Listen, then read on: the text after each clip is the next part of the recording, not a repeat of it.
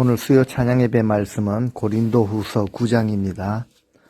1절부터 마지막 15절까지 말씀을 먼저 읽으시고 함께 한 절씩 살피도록 하겠습니다. 감사로 드리는 예물이라는 제목인데요.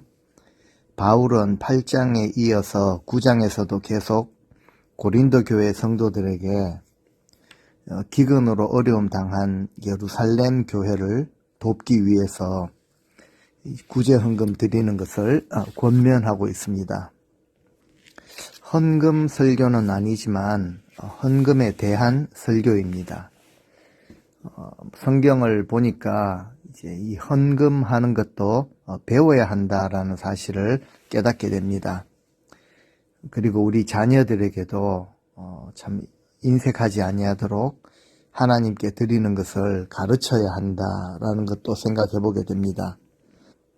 지난주 살핀 것처럼 마게도냐 지역의 성도들은 그들 스스로도 극심한 가난과 환난, 핍박을 겪고 있었음에도 불구하고 예루살렘 교회 성도들이 기근으로 인해 어려움에 처했다라는 소식을 듣고서는 그 없는 형편 가운데서도 힘에 지나도록 풍성한 헌금을 드리게 되었습니다.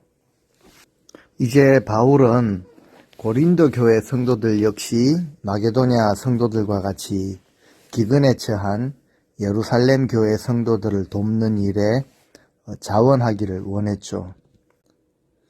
바울은 고린도 교회 성도들 마음 가운데 이미 1년 전부터 자발적으로 섬기기를 원하는 마음이 있었다는 것을 알고 있다라고 말합니다. 바울은 이러한 사실을 마게도냐 성도들에게 전해주게 되고 그로 인해 마게도냐 성도들은 고린도 교회 성도들에게 도전을 받아서 힘에 지나도록 풍성한 헌금을 드리게 된 것입니다.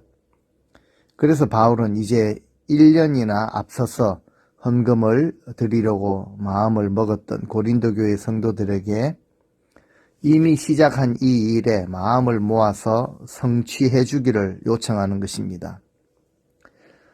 다른 어떤 문제가 아니라 어려운 형제를 돕는 일에 이와 같은 열정이 있어야 한다라는 것을 바울을 통해 보게 됩니다. 오늘 말씀 한 절씩 살피겠는데요. 1절 말씀입니다. 성도들을 섬기는 일, 성도들을 돕는 이 일에 대해서는 새삼스럽게 여러분들에게 길게 설명할 필요가 없다라고 이렇게 말합니다. 바울은 고린도 교회 성도들 역시 이제 돕는 일을 감당하게 되는 것을 의심하지 않았습니다. 그리고 나중에 보니까 성도들이 이 일을 잘 감당하였기에 그들을 향해 칭찬하고 있는 것을 보게 됩니다. 바울은 헌금을 어떻게 설명을 하는가 하면은 성도를 섬기는 일이라고 말합니다.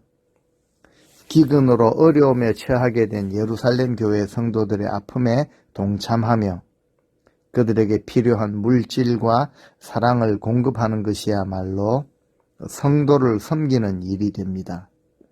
그리고 이것을 하나님께서 귀하게 여기십니다. 이어서 2절 말씀에 그 까닭은 가난한 성도들을 돕고자 하는 너희 열심을 내가 잘 알고 있기 때문이다. 그래서 나는 너희들에 대해 마게도냐 지역의 형제들에게 자랑하기를 아가야 지역에 있는 성도들, 고린도 성도들이죠. 고린도 교회 성도들은 지난해부터 이미 헌금을 준비해왔다라고 하였다라는 것이죠. 그래서 너희 열심히 그들을 감동시켜 많은 사람들을 분발하게 해 주었다라고 말합니다. 가난한 예루살렘 교회에 어려움에 처한 성도들을 돕고자 하는 고린도 교회 성도들의 열심, 그래서 1년 전부터 미리 구제 헌금을 준비했다라는 것은 많은 사람들에게 감동을 주는 일입니다. 아가야 지역의 고린도 교회 성도들의 열심이 특별히 이 마게도냐 지역에 있는 성도들에게 그들 스스로도 참 어렵게 살고 있지만 선한 일에 더욱 분발하게 하는 촉진제와 같은 역할을 하게 된 것이죠. 이 말씀을 보면서 우리의 모습을 한번 생각해 보게 됩니다. 우리도 마찬가지입니다. 어떤 믿음의 사람의 그런 열정적인 모습을 보면서 저분이 행하는 이 선한 일에 대해 듣게 되었을 때 나도 그런 귀한 일을, 선한 일을 동참하고 싶은 이런 마음이 우리가 생기지 않습니까? 또는 좀 더 귀한 모습이리라 생각하는데 내가 어느 누구에게 선한 영향력을 미치며 살아가고 있기 때문에 다른 사람들이 나의 모습을 보면서 저 모습을 본받고 싶다라고 말을 한다면 저분처럼 나도 저렇게 살 수 있으면 좋겠다 라고 한다면은 정말 신앙에 있어서 성공한 사람이라고 할 수 있습니다. 선한 일을 행하는 곳에는 반드시 선한 영향력이 따르는 법입니다. 악한 일도 악한 영향력을 미치지만 선한 일은 더욱 그렇습니다. 선한 영향력을 이렇게 좀 전할 수 있는 그런 모습으로 살아가실 수 있기를 바랍니다.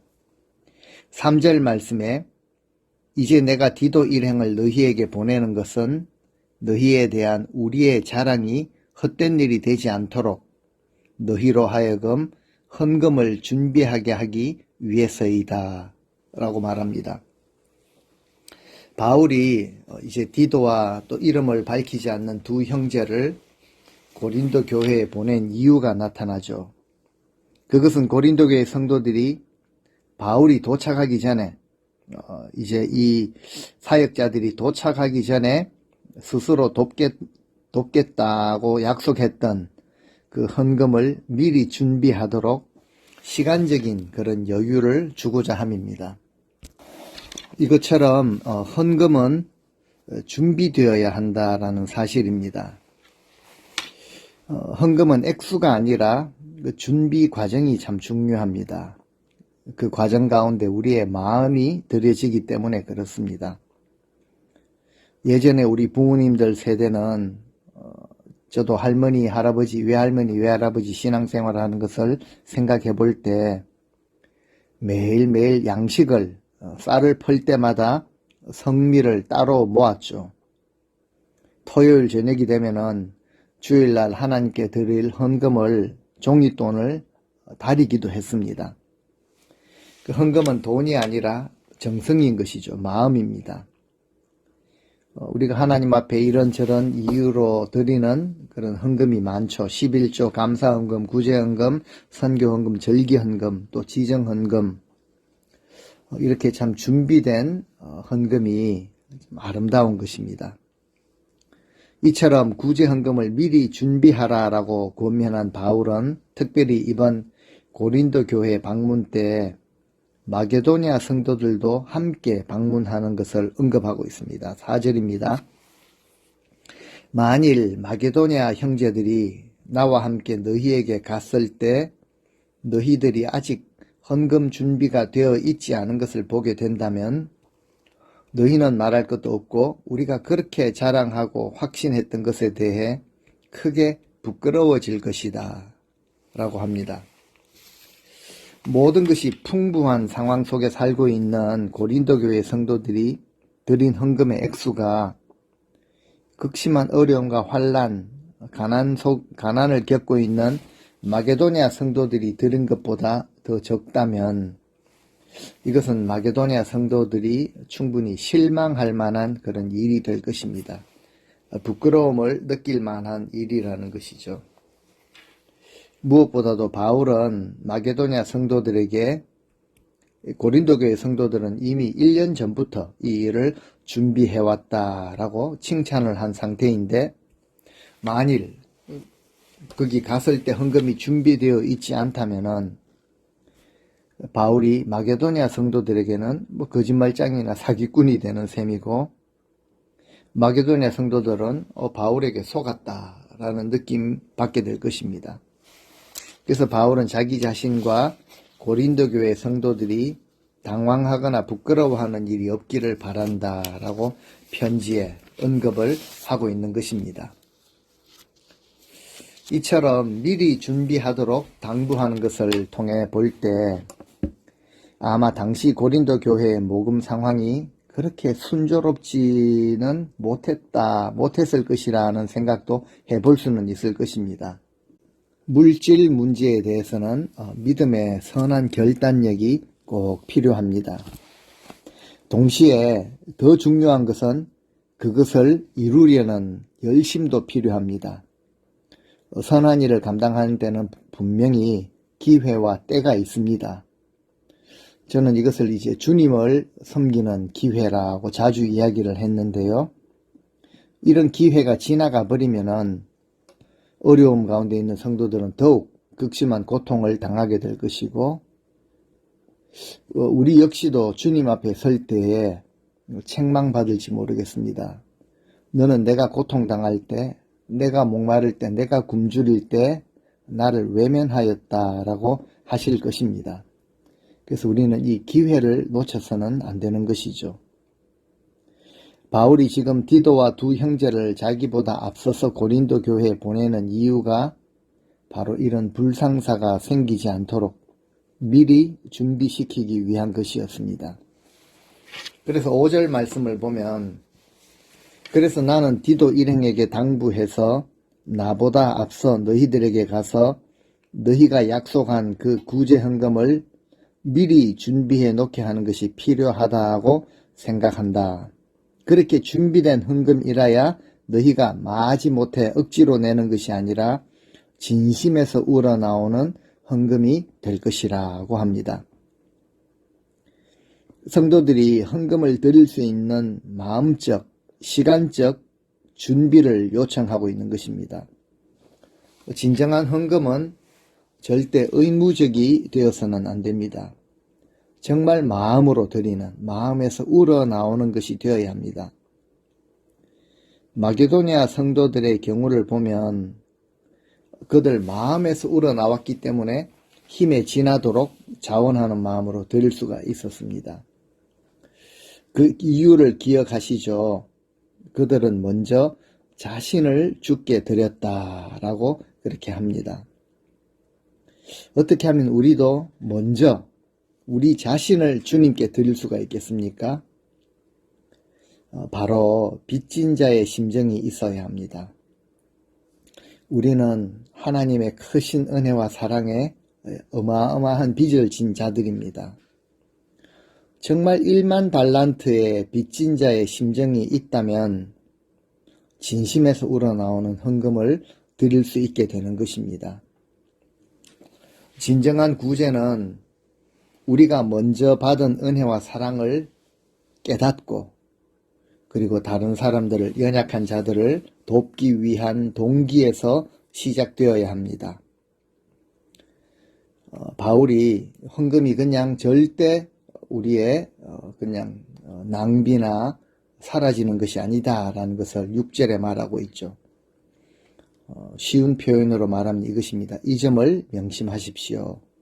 적게 뿌린 사람은 적게 거두고 많이 뿌린 사람은 많이 거두기 마련이다 라고 합니다. 저는 이것이 헌금의 원리라고 그렇게 믿습니다. 바울은 고린도 교인들이 헌금 드리는 것에 인색함이 없도록 주의시키는 것이죠. 성도들의 헌금이 손 떨리는 아까운 이런 금액이 아니라 정말 감사함으로 우리가 이미 받은 은혜와 사랑을 나눌 수 있는 축복의 선물이 되어야 하는 것을 강조하는 것입니다. 바울은 지금 심고 거두는 농사의 원리죠. 이것을 통해서 구제가 주는 풍성함을 증거하고 있습니다. 적게 심은 자와 많이 심은 자가 나오는데요. 이것은 인색하게 드린 자와 풍성하게 드린 자를 의미합니다. 오늘날 표현으로 하자면 투자죠. 즉 인색하게 투자를 하면 천국에서 인색하게 거둡니다. 풍성하게 투자하면은 천국에서 풍성하게 거두는 이 복의 원리를 설명하는 것입니다. 그렇다고 무조건 액수가 많아야 하는가? 그것이 아닙니다. 헌금은 액수가 아니라 드리는 마음과 정성입니다. 그래서 7절에 각 사람은 자기 마음에 정한 대로 정성껏 헌금해야 하는 것이지 아까워하면서 하거나 또는 마지 못해 하는 일이 없어야 할 것이라고 하죠. 그리고 약간 부담이 되는 말씀을 이어서 하십니다. 하나님은 기쁜 마음으로 드리는 사람을 사랑하신다라고 이렇게 표현합니다. 그렇습니다. 우리가 드리는 헌금도 그 구제도 무엇보다 우리 능력의 한도 안에서 해야 하는 것이죠. 그리고 하나님 앞에서 작정한 것이라면 지체하지 않고 실행해야 합니다. 하나님께 드리는 헌금을 인색함으로 마지못해 체면치레로 드려서는 안 된다라는 것이죠. 여기서 인색함이라는 단어는 근심 또는 슬픔을 나타냅니다. 이런 마음으로 드려서는 안 된다라는 것이죠. 하나님께 바치는 것은 정말 기쁨과 감사한 마음으로 넘치는 기쁨으로 드려야지 하나님께서도 기쁨으로 기쁘게 받으십니다. 그리고 이러한 기쁨으로 드릴 때 다른 사람들에게도 나의 섬김이 축복의 선물이 되는 것이죠. 하나님은 즐겨내는 자를 사랑하신다라는 표현을 오해하시면 안 됩니다. 마치 헌금을 많이 하는 사람만 사랑하신다라고 오해하면 안 된다는 것이죠. 분명한 것은 하나님께서 허락하신, 하나님께서 공급해 주신 이 물질을 자원하는 마음, 기쁜 마음으로 어려운 형제들을 위해 나누는 사랑의 태도를 하나님은 귀하게 여기십니다. 그리고 하나님은 그들을 사랑하신다라는 사실이죠. 하나님의 사랑을 받을 수 있는 이 지름길을 우리에게 또 말하고 있죠. 그래서 우리에게 믿음이 필요한 것입니다. 어떤 하나님을 믿어야 합니까? 8절에 보니까 하나님께서는 너희에게 모든 은혜를 풍성하게 베풀어 주실 수 있는 분이시다. 그러므로 너희는 언제든지 필요한 것을 넉넉히 가질 수 있고 그래서 모든 선한 일을 넘치도록 할 수 있다라고 합니다. 바울은 고린도 교회 성도들에게 하나님께서 풍성한 은혜를 공급하신다라는 것을 언급합니다. 하나님께서는 우리로 하여금 모든 넉넉함을 가지게 하시는 분이십니다. 여기서 넉넉하다라는 말은 자족이라는 뜻이죠. 하나님으로부터 오는 만족, 하나님 한 분으로 만족하는 것, 또 하나님만이 주실 수 있는 그런 만족입니다. 우리 인생의 참된 행복과 만족은 오직 하나님께서 주신 것에 감사할 때 누릴 수 있게 되는 것입니다. 또한 바울이 말하기를 하나님께서 이러한 넉넉함, 만족을 우리에게 주신 목적은 우리로 하여금 모든 착한 일을 넘치도록 그렇게 하기 위함이다 라고 설명합니다. 즉 우리의 넉넉함을 통해 부족한 형제 자매 이웃들을 섬기고 돕도록 은혜를 주신 것이죠. 따라서 하나님께서 우리에게 은혜로 주신 것들을 본래 목적에 맞게 모든 착한 일을 행하는 데 사용해야 하는 것입니다. 그래서 이어지는 말씀 9절에 시편을 인용하면서 이 구제가 얼마나 귀한 것인가를 설명을 합니다. 9절 말씀에 보시면은 기록되기를 하나님께서 그가 재물을 흩어 가난한 사람들에게 아낌없이 나누어 주었으니 그의 의가 영원토록 있도다 한 것과 같다라고 합니다. 시편 120편에서 따온 말씀인데요. 시편 기자 지금 다윗이 하나님을 경외하는 자의 복에 대해서 말합니다. 하나님을 진정으로 경외하는 자는 보니까 그 후손들이 땅에서 강성합니다. 부와 재물이 그의 집에 있습니다. 그런데 그 삶의 모습을 보니까 자신의 재물을 흩어서 나누는 자이더라 라는 그런 고백이죠. 그래서 바울이 이 귀한 말씀을 인용하며 구제하는 자들에게 임하는 복에 대해서 증거합니다.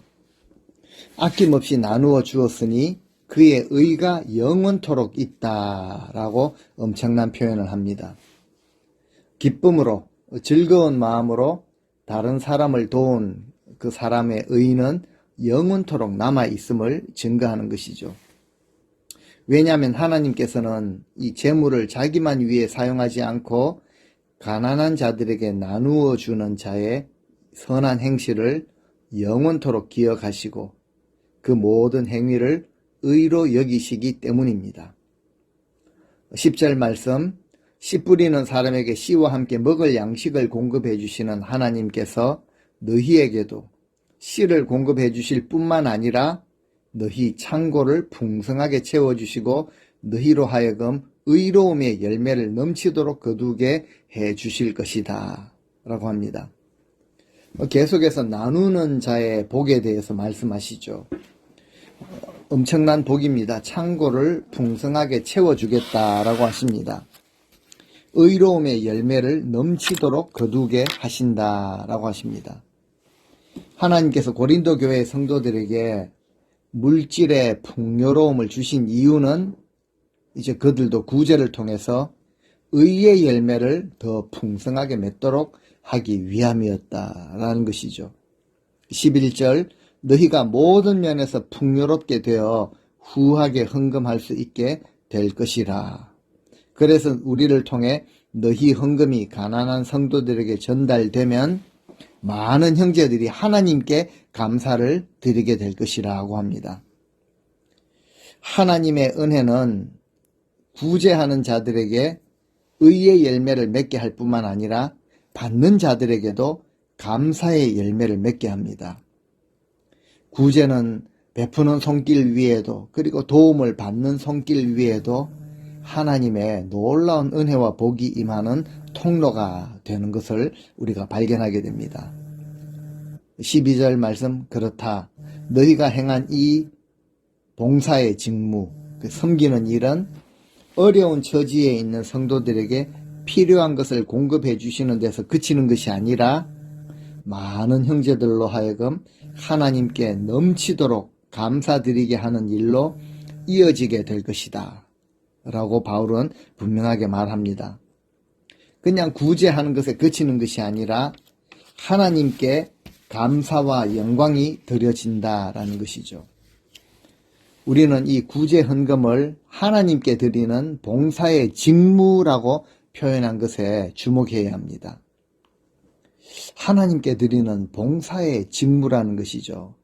마치 제사장들이 이 봉사의 직무를 잘 감당해야 하는 것처럼 우리 성도들은 성도로서 반드시 감당해야 하는 너무나도 당연한 것이고, 또 제사장들이 자신의 직무를 아무렇게나 감당했다가는 큰일이 나는 것처럼 우리 또한 정말 조심스럽게 감당해야 하는 직무다라는 것을 생각해 볼 수 있습니다. 그렇습니다. 이 구제라는 것은 절대 우리가 손해보는 일이 아니다라는 것이죠. 가난한 자들이 유익을 얻을 뿐만 아니라 그들이 하나님께 감사를 드리게 되는 이런 일이죠. 구제 헌금 물품을 전달받고 하나님 앞에 감사와 찬송 영광을 드리게 되니 얼마나 값진 일입니까? 그래서 마지막 이제 13절에서 15절 이 구제 헌금이 왜 우리에게 축복이 되는지를 바울이 다시 한번 설명합니다. 13절, 너희의 도움을 받은 사람들은 너희가 하나님께 순종하여 그리스도의 복음을 진실하게 고백하고 믿는다라는 것을 확신하게 될 것이고, 자신들에게나 다른 사람들에게 베푸는 너희의 풍성한 나눔에 대해 하나님을 찬송하고 하나님께 감사, 영광을 돌리게 될 것이라고 합니다.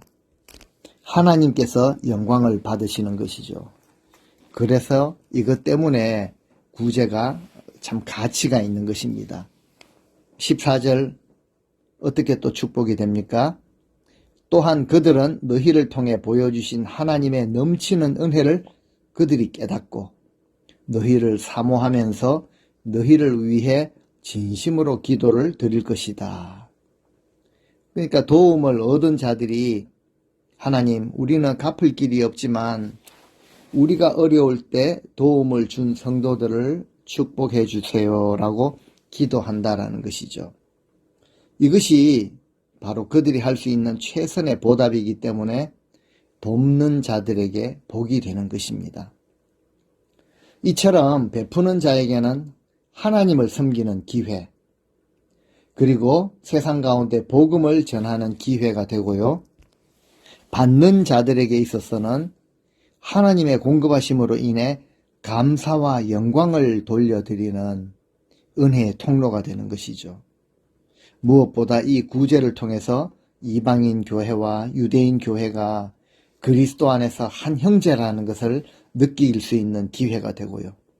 모두가 하나님의 자녀로서 서로를 위해 기도하는 진실한 관계임을 확인하는 그런 좋은 계기가 된다라는 것입니다.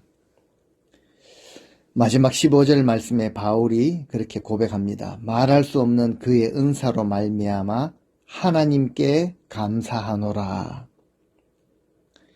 우리에게 말로 다 할 수 없는 선물을 주시는 하나님께 모든 감사를 올려드린다라는 이런 고백입니다. 바울은 하나님께 감사와 찬양으로 고린도 교회 성도들을 향한 그 헌금에 대한 권면을 모두 마치고 있습니다. 고린도 교회로 하여금 구제하는 일에 적극 참여하게 하는 것은 우리에게서 비롯된 것이 아니라 하나님께서 주신 은사임을 기억해야 한다라는 것이죠. 선한 일을 시작하게 하신 분도 하나님, 마치게 하시는 분도 하나님이시기 때문에 우리는 우리에게 주신 풍성한 은사를 자원하는 마음으로 넉넉하게 나누면서 정말 이 하나님의 은혜의 메인자로 이 땅을 살아가야 합니다.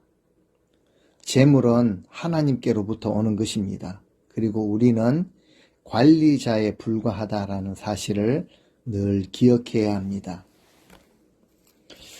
물질에 대한 말씀이기 때문에 혹시 이 말씀이 어떤 부담감으로 다가오실지 모르겠습니다. 하지만 우리는 주님께서 우리에게 하신 말씀을 깊이 묵상하고 다시 한번 되돌아보아야 합니다. 우리 주님께서 직접 말씀하시기를 여기 내 형제 중에 지극히 작은 자 하나에게 한 것이 곧 나에게 한 것이다 라고 말씀하셨습니다. 우리는 하나님께서 우리에게 베풀어 주신 그 은혜, 물질, 이 재물을 가지고 우리 이웃들과 함께 나누고 그리고 그들의 필요를 채워주고 그들의 아픔을 위로하는 것이 바로 우리 주님을 섬기는 일인 것이죠.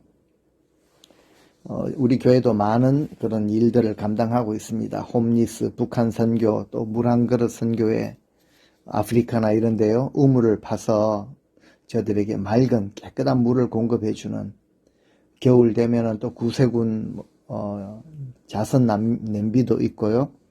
많은 이런 선교 구호 단체들이 있습니다. 우리가 어떤 모습으로든 이웃을 섬긴 그것은 곧 주님 자신을 섬긴 것으로 그렇게 간주를 하십니다. 그리고 우리 주님을 위한 우리의 희생은 절대로 그냥 사라지지 않습니다. 그래서 이 구제라는 것은 놓칠 수 없는 그런 축복의 기회입니다. 우리에게 주신 것으로 다른 사람들의 부족함을 채우며 하늘나라에 없어지지 않는 그런 상급을 많이 쌓을 수 있는 성도님들이 되시기를 원합니다. 선한 일에 동참하심으로 생명의 통로가 되는 모든 성도님들 되실 수 있기를 주님의 이름으로 축원드립니다. 아멘.